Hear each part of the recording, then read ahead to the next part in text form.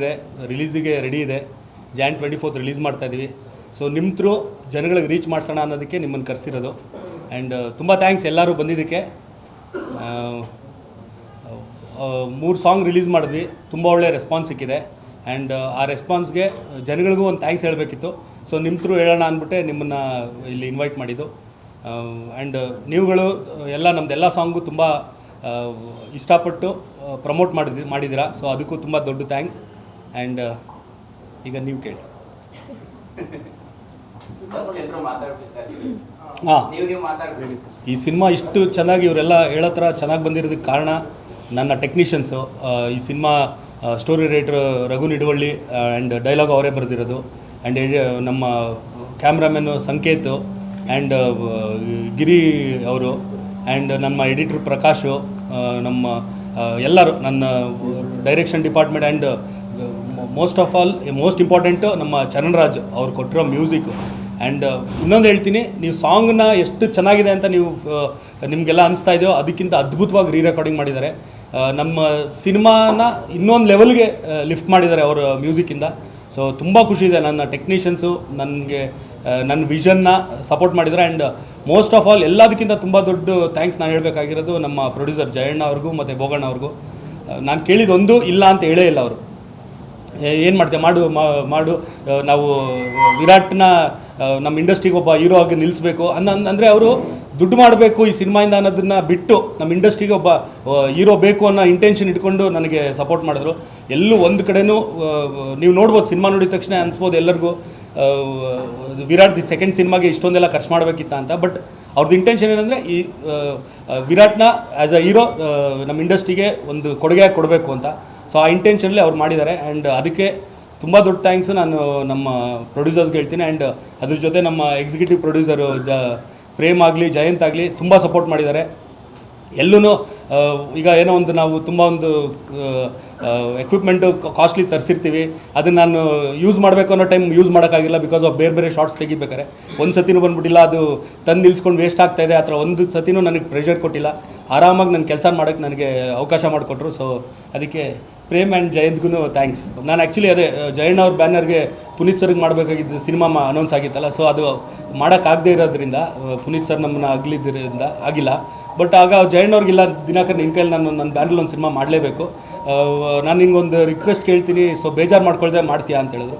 So ಏನು ಅಂದಾಗ ನಾನು ವಿರಾಟ್ ಡೇಟ್ಸ್ ತೊಗೊಂಡಿದ್ದೀನಿ, ಸೊ ಒಂದು ಮಾಡಿಕೊಡು, ನಾನು ವಿರಾಟ್ದು ಇನ್ನೂ ಒಂದು 5 ಸಿನಿಮಾ ಮಾಡೋಣ ಅಂತ ಅಂದ್ಕೊಂಡಿದ್ದೀನಿ. ಸೊ ಬಿಗಿನಿಂಗ್ ನಿನ್ನಿಂದ ಆಗಲಿ, ಸ್ವಲ್ಪ ಕಮರ್ಷಿಯಲ್ ಆಗಿ ಯೋಚನೆ ಮಾಡಿ ಒಬ್ಬ ಕಮರ್ಷಿಯಲ್ ಹೀರೋ ಥರ ಪ್ರೆಸೆಂಟ್ ಮಾಡಿಕೊಡು ನನಗೆ ವಿರಾಟ್ನ ಅಂತ ಕೇಳಿದ್ರು.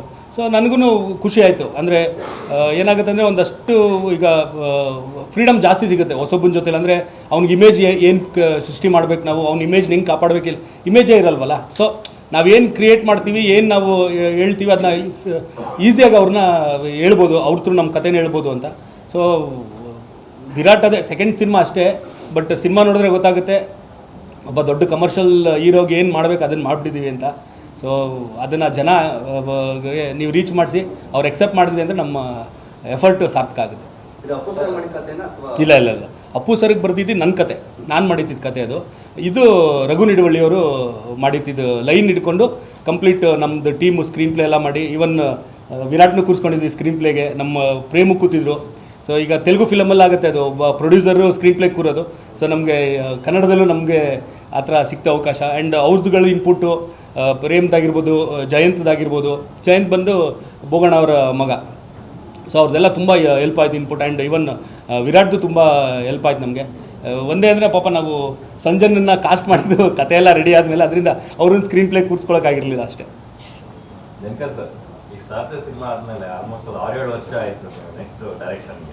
ಇಲ್ಲ, ಮಧ್ಯದಲ್ಲಿ ಲೈಫ್ ಜೊತೆ ಸೆಲ್ಫಿ ಮಾಡೋದು 2 ವರ್ಷ ಕೋವಿಡಲ್ಲೇ ಹೋಗ್ಬಿಡುತ್ತಲ್ಲ.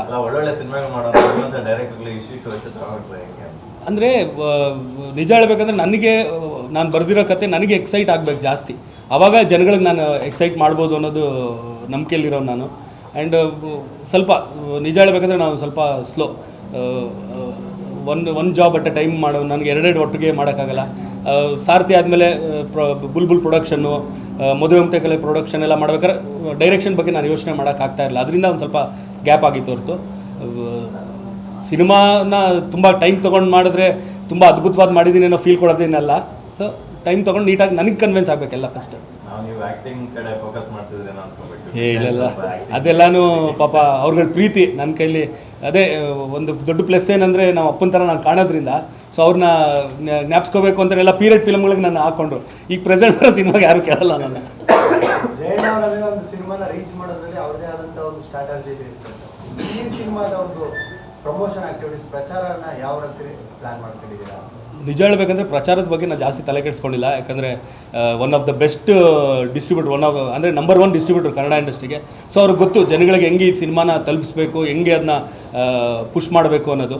ಸೊ ಅದ್ರ ಬಗ್ಗೆ ನಾನು ಜಾಸ್ತಿ ಈಗ ಬೇರೆ ಪ್ರೊಡ್ಯೂಸರ್ ಈಗ ಹೊಸೊಬ್ರು ಯಾರಾದರೆ ಅವ್ರಿಗೆ ಗೊತ್ತಿರಲ್ಲ ಡಿಸ್ಟ್ರಿಬ್ಯೂಷನ್ ಹೆಂಗೆ, ಸಿನಿಮಾನ ಹೆಂಗೆ ರೀಚ್ ಮಾಡಿ. ಅವಾಗ ನಾವು ಸ್ವಲ್ಪ ತಲೆ ಕೆಡಿಸ್ಕೋಬೇಕಾದ್ರೆ ಇಲ್ಲಿ ನಂದು ಆ ಕೆಲಸ ಸ್ವಲ್ಪ ಕಟ್ ಡೌನ್ ಮಾಡಿ ಟೆಕ್ನಿಕಲಿ ಸಿನಿಮಾನ ನೀಟಾಗಿ ಹೆಂಗೆ ಔಟ್ಪುಟ್ ತರಬೇಕು ಅನ್ನೋದ್ರ ಮೇಲೆ ಜಾಸ್ತಿ ಕಾನ್ಸಂಟ್ರೇಟ್ ಮಾಡಿದೆ. ಸೊ ಈವನ್ ಪ್ರೇಮ್ ಆಗಲಿ ಜಯಂತ್ ಆಗಲಿ ಅವ್ರ ಈಗಿನ ಟ್ರೆಂಡ್ ಮಕ್ಕಳು.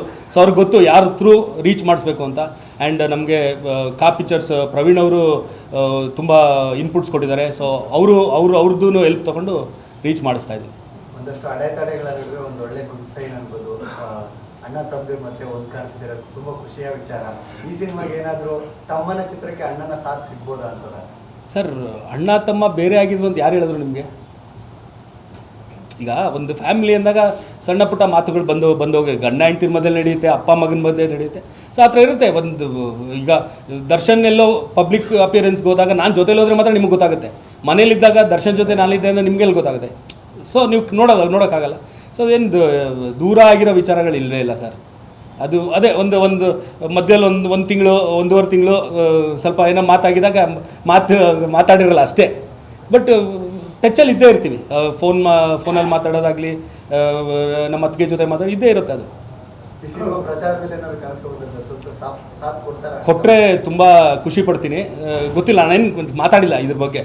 ಯಾಕಂದರೆ ಬೇರೆ ಬೇರೆ ಟೆನ್ಷನ್ಸ್ ಇದ್ದಿದ್ದರಿಂದ ನಾನು ಇದ್ರ ಬಗ್ಗೆ ಏನು ಮಾತಾಡಿಲ್ಲ. ಸೊ ಗೊತ್ತಿಲ್ಲ, ಮುಂದಕ್ಕೆ ಕೇಳ್ಬೋದೇನೋ, ನಾನು ಅವರು ಅಂದ್ಬಿಟ್ಟು ಮಾಡ್ಬೋದೇನೋ, ಗೊತ್ತಿಲ್ಲ. ಏನು ಬೇಕಾರಾಗ್ಬೋದು. ಹೆಲ್ತ್ ಅದೇ ಬೆನ್ನು ನೋವು ಇದೆ, ಟ್ರೀಟ್ಮೆಂಟ್ ತೊಗೋಬೇಕು ಅಂತ ಹೇಳಿದರೆ. ಆ್ಯಂಡ್ ಮೇನ್ ಉದ್ದೇಶ ಮೈಸೂರಿಗೆ ಹೋಗಿದ್ದೇನು ಅಂದರೆ ಅಜಯ್ ಹೆಗಡೆ ಡಾಕ್ಟ್ರು ದರ್ಶನ್ಗೆ 2 ಕೈದೂ ಆಪ್ರೇಷನ್ ಅವರೇ ಮಾಡಿದ್ದು. ಇದು ಆಕ್ಸಿಡೆಂಟ್ ಆದಾಗ ಶೂಟಿಂಗ್ ಟೈಮಲ್ಲಿ ಬಿದ್ದಾಗ. ಸೊ ಅವ್ರ ಮೇಲೇ ದರ್ಶನ್ ಅಂದರೆ ಅವ್ರೊಂಥರ ಫ್ಯಾಮಿಲಿ ಡಾಕ್ಟ್ರು. ದರ್ಶನ್ದು ಫುಲ್ಲು ತಲೆಯಿಂದ ಕಾಲವರೆಗೂ ಏನೇನು ಪ್ರಾಬ್ಲಮ್ಸ್ ಇದೆ ಅನ್ನೋದು ಅವ್ರಿಗೆ ಚೆನ್ನಾಗಿ ಗೊತ್ತು. ಸೊ ಅವ್ರ ಥ್ರೂನೇ ಇದು ಮೊನ್ನೆ ಎಲ್ಲ ತಿರ್ಗಾ ಹೋದಾಗೆಲ್ಲನೂ ಕಂಪ್ಲೀಟ್ ಟೆಸ್ಟಿಂಗ್ ಇನ್ನೊಂದ್ಸತಿ ಮಾಡಿದ್ದಾರೆ. ಸೊ ಅವ್ರು ತೊಗೋತಾರೆ ಡಿಸಿಷನ್ ಏನೇನು ಮಾಡಬೇಕು. ಮತ್ತು ಈಗ ಡೈಲಿ ಫಿಸಿಯೋಥೆರಪಿ ನಡೀತಾ ಇದೆ. ತುಂಬ ನೋವಿದೆ ಅವ್ರಿಗೆ.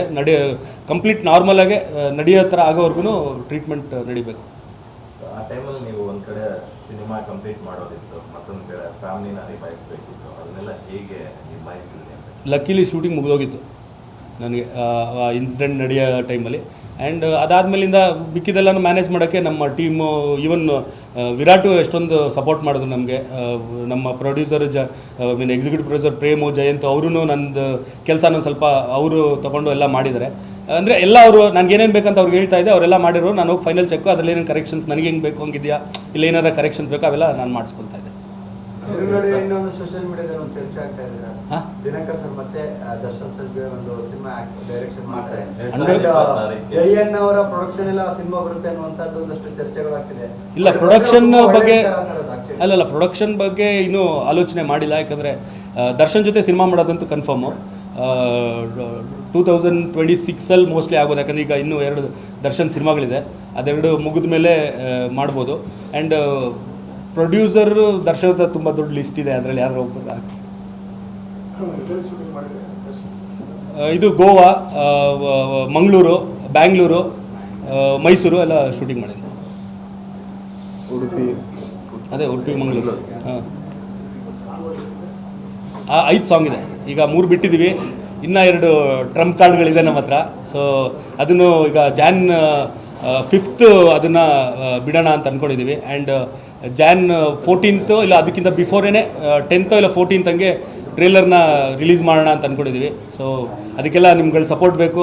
ಈಗ ಹೆಂಗೆ ಸಾಂಗ್ಗಳಿಗೆ ಪ್ರಮೋಟ್ ಮಾಡಿ ಕೊಟ್ಟರೆ ಹಂಗೆ ಹತ್ರ ನಮ್ಮದೆಲ್ಲ ಕಂಟೆಂಟ್ಸ್ನು ನೀವು ಮಾಡಬೇಕು. ಆ್ಯಂಡ್ ಅದಕ್ಕಿಂತ ಬಿಫೋರ್ Jan 1st ನಾನು ವಿರಾಟ್ ಒಂದು ಇಂಟರ್ವ್ಯೂ ಮಾಡಿದ್ವಿ, ರಾಯಲ್ ಟು ರಾಯಲ್ ಸಿಟಿ ಅಂದ್ಬಿಟ್ಟು. ಅಂದರೆ ನಂದು ಜರ್ನಿ, ವಿರಾಟ್ ಜರ್ನಿ, ಆ್ಯಂಡ್ ನಾವು ಮೈಸೂರಲ್ಲಿ ನಮ್ಮ ಫೇವ್ರೆಟ್ ಅಡ್ಡಗಳು ಯಾವುದು, ಯಾಕಂದರೆ ವಿರಾಟ್ ಮೈಸೂರು ಆಗಿರೋದ್ರಿಂದ.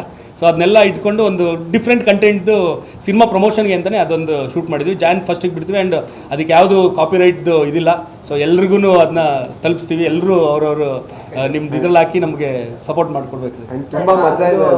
ಪ್ಯಾನ್ ಇಂಡಿಯಾ ಟ್ರೆಂಡ್ ಟೈಮ್ ಹೇಳಿ ಕಾಟೇರ ಕನ್ನಡದಲ್ಲಿ ಮಾತ್ರ ಬಂತು, ಕನ್ನಡಿಗರೇ ಮೆಚ್ಚಿದ್ರು. ಸೊ ಅಣ್ಣ ಟ್ರ್ಯಾಕ್ ಎಲ್ಲ ತಮ್ಮ ಹೋಗ್ತಾರೆ. ಇವಾಗ ಯಾವುದೇ ಸಿನಿಮಾ ಬಂದು ನಾವು 5 ಭಾಷೆ ಮಾಡ್ತೀವಿ ಪ್ಯಾನ್ ಇಂಡಿಯಾ ಅಂತ, ಬಟ್ ಇದು ಕೂಡ ಬರೀ ಕನ್ನಡದಲ್ಲಿ ಬರ್ತಿದೆ.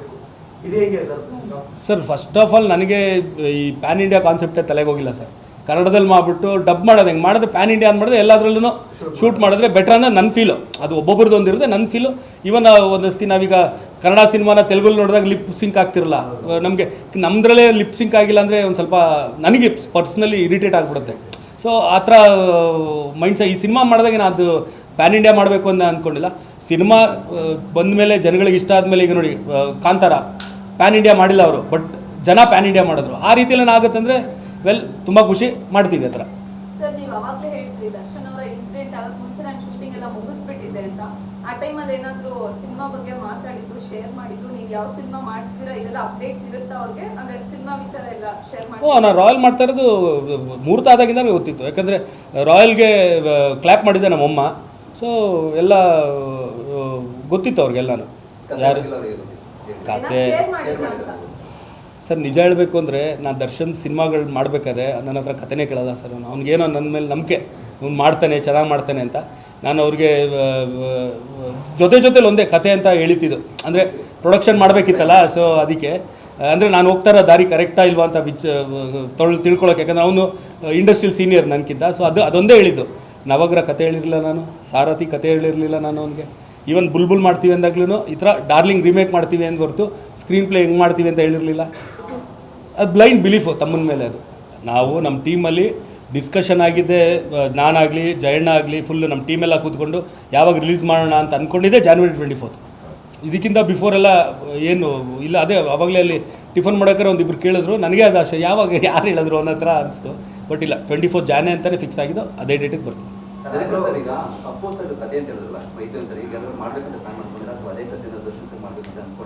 ಇಲ್ಲ ಆ ಥರ ಏನಿಲ್ಲ. ನನಗದು ಪುನೀತ್ ಸರ್ ತುಂಬ ಇಷ್ಟಪಟ್ಟಿದ್ರು ಆ ಸಿನಿಮಾ. ಸೊ ಆ ಕತೆನ ನಾನು ಅವ್ರಿಗೆ ಹೇಳಿದ ತಕ್ಷಣ ಒಂದು ಕರೆಕ್ಷನು ಹೇಳಿಲ್ಲ, ಇಲ್ಲ ದಿನಕರ್ ಸೂಪರ್ ಆಗಿದೆ. ಆ್ಯಂಡ್ ಜಯಣ್ಣನೂ ಕರೆಸ್ಬಿಟ್ಟು ಅವ್ರು ಅದೇ ಹೇಳಿದ್ದು, ಜಯಣ್ಣ ನಾನು ಈ ಥರದೊಂದು ಸಿನಿಮಾ ಈ ಥರ ಮಾಡಬೇಕು ಅಂತ ಕಾಯ್ತಿದ್ದೆ, ಕರೆಕ್ಟಾಗಿರೋದು ತೊಗೊಬಂದಿದ್ದಾರೆ ದಿನಕರು.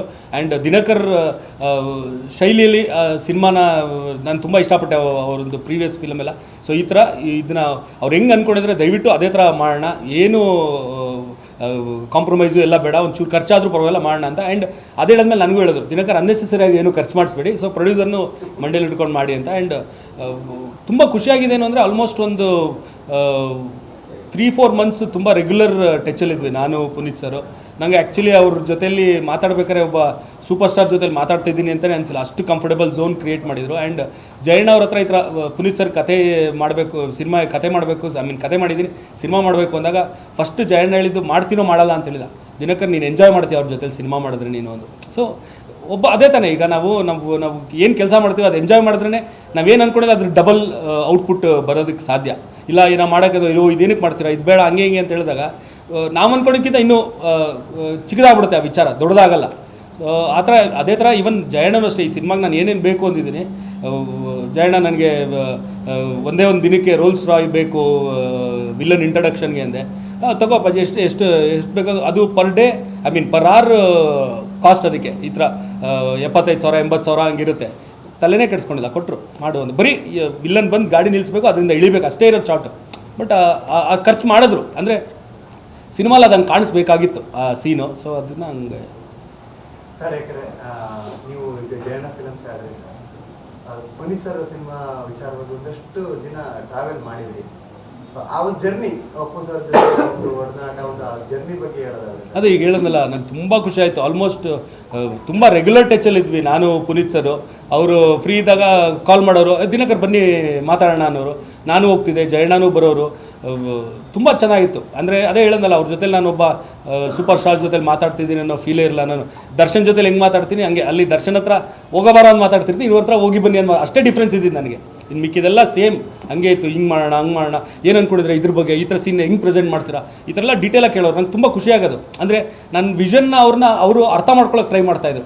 ದಿನಕರ್ ಏನು ಅಂದ್ಕೊಂಡಿದ್ದಾನೆ, ಸೊ ಈ ಥರನೇ ಬರಬೇಕು ಅನ್ನೋದನ್ನ ಅವರು ಕನ್ಸೀವ್ ಮಾಡಿ ಆ ಥರ ಡೆಲಿವರ್ ಮಾಡಬೇಕು ಅಂತ ಅವರು ಪ್ರಿಪೇರ್ ಆಗ್ತಾಯಿದ್ರು. ಸಿನಿಮಾ ಹೊರತುಪಡಿಸಿ ಫ್ಯಾಮಿಲಿ ವಿಚಾರಗಳನ್ನ ತುಂಬಾ ನಿಮ್ಮ ಹತ್ರ ಮಾತಾಡ್ತಿದ್ರು ಅಂತ ಕೇಳಿದ್ದೀವಿ ಸರ್. ಈ ಒಂದು ಸಿನಿಮಾ ಸಮಯದಲ್ಲಿ ನಿಮ್ಮ ಫ್ಯಾಮಿಲಿಗಳ ವಿಚಾರ, ಯಾಕಂದ್ರೆ ದೊಡ್ಡಮನೆ ಮತ್ತು ತೂಗುದೀಪ ಫ್ಯಾಮಿಲಿಗೆ ಒಂದು ಬಾಂಡಿಂಗ್ ಇದೆ ಸರ್. ಬಾಂಡಿಂಗ್ ಅದು ತುಂಬ ವರ್ಷದಿಂದ ಇದೆ ಸರ್. ಆಲ್ಮೋಸ್ಟ್ ಎಷ್ಟು ಮೋಸ್ಟ್ಲಿ ನಾನು ಹುಟ್ಟೇ ಇರಲಿಲ್ಲ ಅನ್ಸುತ್ತೆ ನಮ್ಮ ತಂದೆದು ಮತ್ತು ರಾಜ್ಕುಮಾರ್ ಅಣ್ಣವ್ರದ್ದು ರಿಲೇಷನ್ಶಿಪ್ ಬೆಳಿಬೇಕಾದ್ರೆ ತುಂಬ ಖುಷಿ ಆಗೋದು. ಈಗ ಫಾರ್ ಎಕ್ಸಾಂಪಲ್ ನಮ್ಮ ಮೈಸೂರು ಮನೆ ಹೆಸರೇ ಮುಪಾ ಕೃಪಾ. ಏನು ಮುಪಾ ಅಂದರೆ ಮುತ್ತರಾಜು ಪಾರ್ವತಮ್ಮ ಅವರ ಕೃಪಾ ಅಂತ.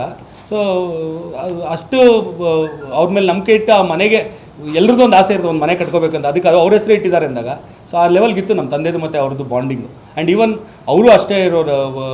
ಪಾರ್ವತಮ್ಮ ಅವ್ರು ತುಂಬ ಅಡ್ವೈಸ್ ಮಾಡೋರಂತೆ ನಮ್ಮ ಅಮ್ಮಂಗೆ, ನೋಡು ಕಲಾವಿದರ ಜೀವನ ಹಿಂಗಲ್ಲ, ಹಿಂಗಿರುತ್ತೆ, ಸೊ ನೀನು ಫಸ್ಟು ಸೆಕ್ಯೂರ್ ಮಾಡ್ಕೋಬೇಕು, ಏನೇನು ಬರುತ್ತೆ ಅದನ್ನೆಲ್ಲನೂ ಕರೆಕ್ಟಾಗಿ ಜಾಗದಲ್ಲಿ ಇನ್ವೆಸ್ಟ್ ಮಾಡು, ಈ ಥರ ಇನ್ವೆಸ್ಟ್ ಮಾಡು, ಹಂಗೆ ಮಾಡು ಅಂತ ನಮ್ಮ ಅಮ್ಮಂಗೆ ಅವರೇ ಹೇಳ್ತಾ ಇದ್ದು. ಈಗ ನಮ್ಮ ತಂದೆ 95 ತೀರ್ಕೊಂಡ್ಮೇಲೂ ನಮ್ಮದು ತುಂಬ ಅಂದರೆ ಫೈನಾನ್ಷಿಯಲಿ ತುಂಬ ಕ್ರೈಸಿಸ್ ಆಯಿತು ನಮಗೆ ಎಲ್ಲನೂ. ಊಟಕ್ಕೂ ತುಂಬ ತೊಂದರೆ ಪಟ್ವಿ. ಆದ್ರೂ ಅಂಥದ್ರಲ್ಲೂ ಏನೂ ಆಗದೆ ನಮ್ಮ ಅಕ್ಕನ ಮದುವೆ ಮಾಡೋದಾಗಲಿ, ಎಲ್ಲೋ ನನಗಾಗಲಿ ದರ್ಶನ್ಗಾಗಲಿ ಒಂದು ಪ್ಲ್ಯಾಟ್ಫಾರ್ಮ್ ರೆಡಿ ಮಾಡ್ಕೊಡೋದಾಗಲಿ, ಅವೆಲ್ಲ ನಾವು ಪಾರ್ವತಮ್ಮವ್ರು ನಮ್ಮ ಅಮ್ಮನ ಕೊಟ್ಟಿರೋ ಇನ್ಪುಟ್ಟಲ್ಲೇ ನಮ್ಮಮ್ಮ ನಮ್ಮನ್ನ ಲೀಡ್ ಮಾಡಿದ ಆ ರೀತಿಲಿ. ನಿಮ್ಮ ಅಕ್ಕನ ಮಗನ್ನ ನೀವೇ ಲಾಂಚ್ ಮಾಡ್ತೀರಾ ಅಂತ ಕೇಳ್ಬಿಟ್ಟು? ಹೌದೌದು, ಖಂಡಿತ. ಈಗ ನೆಕ್ಸ್ಟ್ ನಂದು ಅದೇ ಪ್ಲ್ಯಾನ್ ಇರೋದು, ಚಂದುನ ಲಾಂಚ್ ಮಾಡಬೇಕು ಅಂತ. ಅಂದರೆ ದರ್ಶನ್ ಸಿನಿಮಾ ಮಾಡೋಕ್ಕಿಂತ ಮುಂಚೆ ಚಂದುನ ಲಾಂಚ್ ಮಾಡ್ತೀನಿ. ಈ ಸಿನಿಮಾ ಆದ್ಮೇಲೆ ನೆಕ್ಸ್ಟ್ ಅದೇ? ಹೌದೌದು. ಅಂದರೆ ಅದಕ್ಕೆ ಇನ್ನೂ ಬರೀ ಒಂದು ಲೈನ್ ಅಂದ್ಕೊಂಡಿದ್ದೀನಿ, ಸ್ವಲ್ಪ ಬರೆಯೋ ಕೆಲಸ ಎಲ್ಲ ಇದೆ. ಸೊ ಅದಕ್ಕೆಲ್ಲ ಎಷ್ಟು ಟೈಮ್ ಆಗುತ್ತೆ ನೋಡಿಕೊಂಡು ನೆಕ್ಸ್ಟ್ ದರ್ಶನ್ ಸಿನಿಮಾದಕ್ಕೂ ಬಿಫೋರ್ ಹೆಂಗೆ ಅಂತ ಅದೆಲ್ಲ ಒಂಚೂರು ಪ್ಲ್ಯಾನ್ ಮಾಡ್ಕೊಂಡು ಮಾಡಬೇಕು. ಇಲ್ಲ, ಆ್ಯಕ್ಚುಲಿ ಹಿಂದಿನ ದಿನ ದೊಡ್ಡ ಟೆನ್ಷನ್ ನಮಗೆ. ಫುಲ್ಲು ಸೆಟ್ ಹಾಕೊಬಿಟ್ಟಿದ್ದೀವಿ, ಬಾಂಬೆಯಿಂದ ಡ್ಯಾನ್ಸರ್ಸ್ ಕರೆಸ್ಬಿಟ್ಟಿದ್ದೀವಿ, ಕಂಪ್ಲೀಟ್ ರೆಡಿ ಇದೆ. ಬೆಳಗ್ಗೆ ಶೂಟಿಂಗ್ ಸ್ಟಾರ್ಟ್ ಮಾಡಬೇಕು.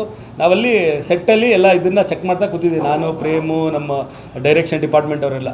ನಮಗೆ ಟಕ್ಕಂತ ಫೋನ್ ಬಂದರೆ ಹಿಂಗೆ ವಿರಾಟ್ ಕಾಲು ಹಿಂಗಾಗೋಗಿದೆ ಅಂತ. Full tension. ಬಂದು ನೋಡಿದ್ರೆ ನಡೆಯೋಕ್ಕಾಗ್ತಿಲ್ಲ ಅವ್ರಿಗೆ. ಅಂದರೆ ತುಂಬ ಜಾಸ್ತಿ ಪೇನ್ ಇತ್ತು. ಅದು ಅಷ್ಟು ಗ್ರೋಯಿನ್ ಮಸಲ್ ಫುಲ್ಲು ನೀಲಿ ಆಗೋಗಿತ್ತು ಇವ್ರದ್ದು. ಆಮೇಲೆ ಇಮಿಡಿಯೇಟ್ ಡಾಕ್ಟ್ರ್ ಹತ್ರ ಹೋಗಿ ಜಯಣ್ಣಗೆ ಇನ್ಫಾರ್ಮ್ ಮಾಡಿದ್ವಿ, ಹಿಂಗಾಗಿದೆ ಜಯಣ್ಣ ಅಂತ. ಸೊ ತೊಂದರೆ ಇಲ್ಲ, ಅವ್ರಿಗೆ ಆಗಲ್ಲ ಅಂದರೆ ಕ್ಯಾನ್ಸಲ್ ಮಾಡೋಣ. ಹಾಗೆ ಆಲ್ಮೋಸ್ಟ್ ಒಂದು 4-5 ಲ್ಯಾಕ್ಸ್ ಖರ್ಚಾಗೋಗಿತ್ತು ನಮಗೆ ಎಲ್ಲರನ್ನೂ ಕರೆಸಿದ್ದು. ಸೆಟ್ ಬಿಡಿ, ವೇಟ್ ಮಾಡುತ್ತೆ, ಬಟ್ ಟೆಕ್ನಿಷಿಯನ್ಸ್ನೆಲ್ಲ ತೊಂದರೆ ಇಲ್ಲ, ವಿರಾಟ್ ರೆಡಿ ಆದಮೇಲೆ ಮಾಡೋಣ ಅಂತ. ಬಟ್ ವಿರಾಟ್ ವಿಲ್ ಪವರ್ ತುಂಬ ಸ್ಟ್ರಾಂಗ್ ಆಗಿತ್ತು. ಇಲ್ಲ ಸರ್, ನಾನು ರೆಡಿಯಾಗಿ ಬರ್ತೀನಿ, ನನಗೆ ಏನಿಲ್ಲ, ಪೇನ್ ಬಂದಾಗ ಜೊತೆಲಿ ಡಾಕ್ಟ್ರ್ ಒಬ್ರು ಇದ್ದರೆ ಸಾಕು ಅಂತ. ಸೊ ಇವ್ರನ್ನ ಯಾರು ಟ್ರೀಟ್ ಮಾಡೋದು, ಅವ್ರನ್ನ ಡೈಲಿ ಒಂದೊಂದು ಶಾರ್ಟ್ ಆಗಿದ ತಕ್ಷಣ ಕರ್ಕೊಂಡು ಹೋಗೋದು, ಕ್ಯಾರಮಲ್ಲಿ ಇವ್ರಿಗೆ ಟ್ರೀಟ್ ಮಾಡೋದು, ಕರ್ಕೊಬರೋದು. ಪಾಪ ಸ್ಟೆಪ್ ಮಾಡಿದ ತಕ್ಷಣ ಕಣ್ಣಲ್ಲಿ ನೀರಿರೋದು. ಬಟ್ ನಮ್ಗೆ ಅದೊಂದು ಟೆನ್ಷನ್, ಅಯ್ಯೋ ಒಂದು ಪೆಪ್ಪಿ ಸಾಂಗು, ವಿರಾಟ್ ಎಕ್ಸ್ಪ್ರೆಷನ್ಸ್ ಹೆಂಗಿರುತ್ತೋ ಅಂತೆಲ್ಲ ತುಂಬ ಟೆನ್ಷನ್ಲಿದ್ವಿ. ಬಟ್ ಎಲ್ಲೂ ಒಂದು ಫ್ರೇಮಲ್ಲೂ ಅದು ಗೊತ್ತಾಗೋ ಥರ ಮಾಡಿಲ್ಲ ವಿರಾಟ್. ಸೊ ಅದಕ್ಕೆ ವಿರಾಟಿಗೆ ಥ್ಯಾಂಕ್ಸ್. ಆ್ಯಂಡ್ ಇನ್ನೊಂದು ಅನಿಲ್ ಅಂತ ಹೇಳಿದ ತಕ್ಷಣ ನಮ್ಮ cinema creative head Anil Mandya ಅಂತ, ಅವ್ನು ನನಗೆ ನವಗ್ರಹ ಸಾರಥಿಲೆಲ್ಲ ಅಸಿಸ್ಟೆಂಟ್ ಡೈರೆಕ್ಟರ್ ಆಗಿದ್ದ. ಈ ಸಿನಿಮಾಲಿ ಕ್ರಿಯೇಟಿವ್ ಹೆಡ್ ಆಗಿ ವರ್ಕ್ ಮಾಡ್ದ. ಆ್ಯಂಡ್ ಅವನದು ಸಪೋರ್ಟ್ ತುಂಬ ಆಯಿತು. ನೀವು ಹೇಳೋದಲ್ಲ ಹೆಂಗೆ ಬ್ಯಾಲೆನ್ಸ್ ಮಾಡ್ತಾಯಿದ್ರಿ ಅಂತ, ಅದರಲ್ಲಿ ಅವನು ಒಂದು ಮುಖ್ಯವಾದ ಪಾತ್ರ. ನನ್ನ ಕೆಲಸನೆಲ್ಲ ಅಂದರೆ ನನ್ನ ವಿಷನ್ಸ್ ಏನು ಅನ್ನೋದು ಅವನಿಗೆ ತುಂಬ ಚೆನ್ನಾಗಿ ಗೊತ್ತಿತ್ತು. ಯಾಕಂದ್ರೆ ತುಂಬ ವರ್ಷದಿಂದ ನನ್ನ ಜೊತೆಲಿ ಕೆಲಸ ಮಾಡಿರೋದ್ರಿಂದ ಒಂದು ಸೀನ್ನ ಕೊಟ್ಟು ನಾನು ಹೆಂಗೆ ಶೂಟ್ ಮಾಡಬೇಕು ಅಂತ ಅಂದ್ಕೊಂಡಿರ್ತೀನಿ, ಅದನ್ನ ಅನಿಲ್ಗೂ ಕೊಟ್ಟರೆ ಆಲ್ಮೋಸ್ಟ್ 80% ಮ್ಯಾಚ್ ಮಾಡ್ತಾನೆ ನಾನು ಹೆಂಗೆ ಅಂದ್ಕೊಂಡಿದ್ದೀನಿ ನಾನು. ಸೊ ಆ ಲೆವೆಲ್ಗೆ ನಂದು ಒಂದು ವೇವ್ ಲೆಂತ್ ಇದ್ದಿದ್ದರಿಂದ ಅದೊಂದು ಅವ್ನ ಸಪೋರ್ಟ್ ತುಂಬ ಹೆಲ್ಪ್ ಆಯ್ತು ನಮಗೆ. ಹಾಗಾಗಿ ಡ್ಯಾನ್ಸ್ಗೆ ಎಷ್ಟು ಪ್ರಾಮಿನೆನ್ಸ್ ಇದೆ ಸಿನಿಮಾದಲ್ಲಿ? ಅದೇ ನೋಡಿದ್ರಲ್ಲ ನೀವು, ಟಾಂಗ್ ಸಾಂಗು. ಸೊ 3 ಸಾಂಗಲ್ಲಿ ಡ್ಯಾನ್ಸಿಂಗ್ ನಂಬರ್ಸು. ಸೊ ತುಂಬ ಚೆನ್ನಾಗಿ. ಆ್ಯಂಡ್ ಸ್ಪೆಷಲಿ ನಾನು ಸಂಜನಾನ ಮೆನ್ಷನ್ ಯಾವುದು ವಿಚಾರಕ್ಕೆ ಮಾಡಬೇಕಂದ್ರೆ ಡ್ಯಾನ್ಸ್ಗಿಂತ ಜಾಸ್ತಿ ಅವರ ಪರ್ಫಾರ್ಮೆನ್ಸು ಸೀನಲ್ಲಿ ತುಂಬ ಅಂದರೆ ತುಂಬ ಅದ್ಭುತವಾಗಿ ಎಕ್ಸ್ಪ್ರೆಷನ್ಸ್ ಕೊಡ್ತಾರೆ. ನಾನೇ ಶಾಕ್ ಆಗ್ಬಿಟ್ಟೆ. ಅಂದರೆ ರಾಯಲ್ ಬಂದು ನಂದು 5ನೇ ಸಿನಿಮಾ. ನಾನು ವರ್ಕ್ ಮಾಡಿರೋದ್ರಲ್ಲಿ ಹೀರೋಯಿನ್ಗಳಲ್ಲಿ one of the best performer ಇವರು. ತುಂಬ ಖುಷಿ ಆಯ್ತು ನನಗೆ ಅವ್ರದ್ದು ಪರ್ಫಾರ್ಮೆನ್ಸ್ ನೋಡಿ. ಅಂದರೆ ನಾನು ಅವ್ರದ್ದು ವರ್ಕ್ ಸಲಗಾಲಿ ಮತ್ತು ಇನ್ನೊಂದು ಯಾವುದು ವೆಬ್ ಸೀರೀಸು ಹನಿಮೂನ್ ಏನದು, ಹನಿಮೂನ್, ಅದರಲ್ಲಿ ನೋಡಿದೆ, ಖುಷಿಯಾಗಿತ್ತು. ಬಟ್ ಇವರು ನಾನು ಕೇಳಿದೆ ನೀವು ಆ್ಯಕ್ಟಿಂಗ್ ಎಲ್ಲ ಕಲ್ತಿದ್ದೀರಾ ಅಂತ. ಇಲ್ಲ ಸರ್ ನಾನು ಕ್ಲಾಸಿಕಲ್ ಡ್ಯಾನ್ಸರ್ ಅಂದರು. ಆ್ಯಕ್ಟಿಂಗ್ ಗೊತ್ತಿಲ್ಲದೆ ಸಿನಿಮಾ ಇಂಡಸ್ಟ್ರಿಗೆ ಬಂದು ಅದ್ಭುತವಾಗಿ ಆ್ಯಕ್ಟ್ ಮಾಡ್ತಿದ್ದಾರೆ. ಸ್ಟಾರ್ ಸಿನಿಮಾಗಳ ಜೊತೆ ಕೆಲಸ ಮಾಡೋದಕ್ಕೂ ಈ ತರ ನ್ಯೂ ಕಮರ್ಸ್ಗಳ ಜೊತೆ ಕೆಲಸ ಮಾಡೋದು ಹೇಗಿದೆ ಸರ್ ಅನುಭವ? ಏನಿಲ್ಲ, ಸೇಮೇ. ಒಂದೇ ಏನಂದರೆ ಸ್ಟಾರ್ ಸಿನಿಮಾ ಮಾಡ್ಬೇಕಾದ್ರೆ ನಾವು ಖರ್ಚು ಮಾಡಿಸ್ತಿದ್ದು ತೆಗಿಯೋಕ್ಕಾಗುತ್ತೆ ಅನ್ನೋ ಡೌಟ್ ಇರಲ್ಲ. ಹೊಸೊಬ್ಬರ ಜೊತೆ ಮಾಡ್ಬೇಕಾದ್ರೆ ಹೆಂಗೆ, ಯಾಕಂದರೆ ನಮ್ಮನ್ನು ನಂಬ್ಕೊಂಡು ಪ್ರೊಡ್ಯೂಸರ್ ದುಡ್ಡು ಹಾಕ್ತಿರ್ತಾರೆ. ಈಗ ಈ ಸಿನಿಮಾ 14-15 ಕೋಟಿ ಬಜೆಟ್ ಆಗಿದೆ. ಅದು ರಿಕವರಿ ಮಾಡ್ಕೊಡೋದು ಈಗ ನಂದು ಸಿನಿಮಾ ಮಾಡೋದು ಒಂದು ಮೋಟೋ ಆದರೆ ಅದನ್ನ ರಿಕವರಿ ಮಾಡಿಸ್ಕೊಡ್ಬೇಕು ಅನ್ನೋದು ಇನ್ನೊಂದು ಇದು. ಸೊ ಅದೀಗ ಒಂದು ಸ್ವಲ್ಪ ತಲೆಯಲ್ಲಿದೆ. ಇನ್ನು ಮಿಕ್ಕಿದ್ದು ಬಟ್ ಜಯಣ್ಣ ಆಗಲಿ ನಂದು ಜೊತೆ ಸಿನಿಮಾಗೆ ಆ್ಯಕ್ಚುಲಿ ವಿಜಯ್ ಕಿರ್ಗೊಂದರ್ ಅವರು ಕೋ ಪ್ರೊಡ್ಯೂಸರ್. ಅದು ಅವ್ರ ಫಸ್ಟ್ ಸಿನಿಮಾ ನನ್ನ ಜೊತೆಲಿ ಇಂಡಸ್ಟ್ರಿಲಿ ಬಂದಾಗ ಅವಾಗ ತುಂಬ ಇದೇ ಥರ ಟೆನ್ಷನ್ ಇತ್ತು ನನಗೆ. ಆಗ ವಿಜಯ್ ಸರ್ ಒಂದೇ ಮಾತು ಹೇಳಿದ್ದು, ನಾ ಎಡಿಟಿಂಗ್ ಕರ್ಕೊಂಡೋಗಿ ಅವ್ರಿಗೆ ಸಿನಿಮಾ ತೋರಿಸಿದಾಗ ತುಂಬ ಟೆನ್ಷನ್ ಇತ್ತು. ಖರ್ಚು ಮಾಡಿಸ್ಬಿಟ್ಟಿದ್ದೀನಿ ಸಿನಿಮಾಗೆ, ಅವ್ರ ಕೈಲಿ ದುಡ್ಡು ಹಾಕ್ತಿದ್ದೀನಿ, ಹೆಂಗೆ ಅವ್ರು ದುಡ್ಡು ತೆಕ್ಕೊಡೋದು ಅಂತ. ಎಡಿಟಿಂಗಲ್ಲಿ ಸಿನಿಮಾ ನೋಡ್ಬಿಟ್ಟು ವಿಜಯ್ ಸರ್ ಹೊರಗೆ ಬಂದಾಗ ನನಗೆ ಒಂದೇ ಮಾತು ಹೇಳಿದ್ದು, ದಿನಕರ್ ನೀವು ಇಷ್ಟು ದುಡ್ಡು ಹಾಕಕ್ಕೆ ಹೇಳಿದ್ರಿ, ನಾನು ಇಷ್ಟು ಹಾಕಿದ್ದೀನಿ, ಬಟ್ ಇವತ್ತು ಸಿನಿಮಾ ನೋಡಿದೆ, ತುಂಬ ಖುಷಿ ಆಯಿತು, ಒಂದು ಒಳ್ಳೆ ಸಿನಿಮಾಗೆ ದುಡ್ಡು ಹಾಕಿದ್ದೀನಿ ಅಂತ. ದುಡ್ಡು ಬರದೇ ಇದ್ರು ತಲೆ ಕೆಡಿಸ್ಕೊಬೇಡಿ, ಖುಷಿಯಾಗಿರಿ, ಒಂದು ಒಳ್ಳೆ ಸಿನಿಮಾ ಮಾಡಿದ್ದೀನಿ ಅಂತ. ಹಂಗೆ ಹೇಳಿದ ತಕ್ಷಣ ತಲೆ ಮೇಲಿಂದ ಒಂದು 100 kg ಭಾರ ತೆಗೆದು ಸೈಡಲ್ಲಿ ಇಟ್ಟಂಗೆ ಆಯಿತು. ಸೊ ಅದೇ ಎಕ್ಸ್ಪೀರಿಯೆನ್ಸು ಜಯಣ್ಣನ ಹತ್ರ ಆಯಿತು. ಸಿನಿಮಾದ ಎಲ್ಲನೂ ಕಂಟೆಂಟ್ ಬೋಗಣ್ಣಂಗಾಗಲಿ ಜಯಣ್ಣಂಗಾಗಲಿ ತೋರಿಸಿದಾಗೆಲ್ಲನೂ ಅವರು ಹೇಳ್ತಾ ಇದ್ದ ಮಾತು ಕೇಳಿದಾಗ ಒಂದು ಸ್ವಲ್ಪ ಏನೋ ಅವ್ರಿಗೆ ಈ ಸಿನಿಮಾಯಿಂದ ದಿನಕರ್ ದುಡ್ಡು ತೆಗೆಸ್ಕೊಡ್ತಾನೋ, ಖರ್ಚು ಮಾಡಿಸ್ತಾನೋ, ತೆಗೆಸ್ಕೊಡ್ತಾನೋ ಎಲ್ಲೋ ಡೌಟ್ ಅವ್ರಿಗಿಲ್ಲ ಅಂತ ಅನಿಸ್ತಾ ಇತ್ತು. ಅದೊಂದು ನೆಮ್ಮದಿ ಇದೆ. ಗ್ಯಾರಂಟಿ ನ್ಯೂಸ್, ಸುದ್ದಿ ಖಚಿತ, ನ್ಯಾಯ ನಿಶ್ಚಿತ.